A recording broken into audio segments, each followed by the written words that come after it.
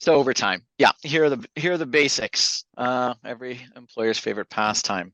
Overtime laws designed to ensure that non-exempt employees receive fair compensation for hours worked beyond the standard workday or work week, and it cannot be waived.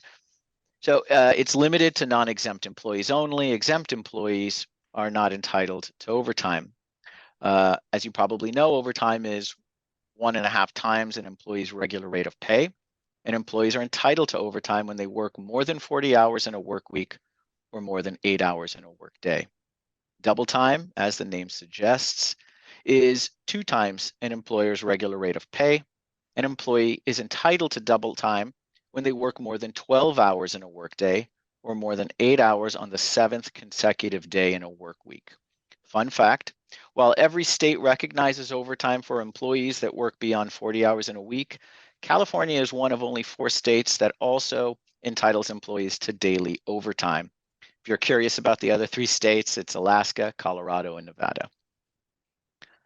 Next slide. Reporting time pay. So a quick refresher, this is required under the California Industrial Welfare Commission wage orders. What is it?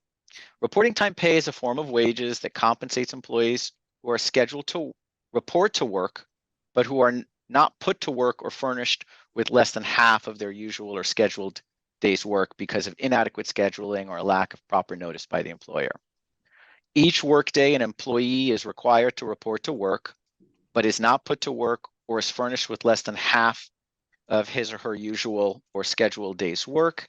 He or she must be paid for half the usual or scheduled day's work, but in no event for less than 2 hours or more than 4 hours at his or her regular rate of pay.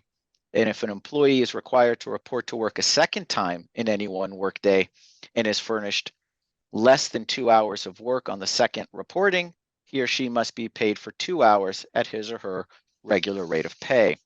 The purpose of this requirement was to compensate employees and to encourage proper notice and scheduling by employers. If an employee is called in on a day in which he or she is not scheduled, that employee is entitled to at least 2 hours of pay and potentially up to 4 hours if the employee normally works 8 hours or more per day. If an employer schedules an employee to come into work for 2 hours or less, and the employee works at least 1/2 of the scheduled shift, the employer is only required to pay for the actual time worked, and no reporting time is owed.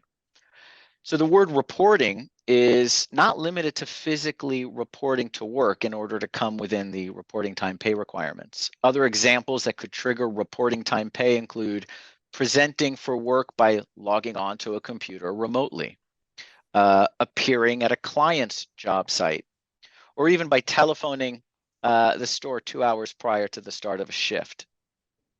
As previously mentioned, reporting time pay constitutes wages. This means that a failure to pay can also be the basis for waiting time penalties after termination. Are there exceptions? Yes. No reporting time pay is due. 1, when the employer's operations cannot begin or continue due to threats to employees or property, or when civil authorities recommend that work not begin or continue. 2, when public utilities fail to supply electricity, water, or gas, or there's a failure in public utilities or a sewer system.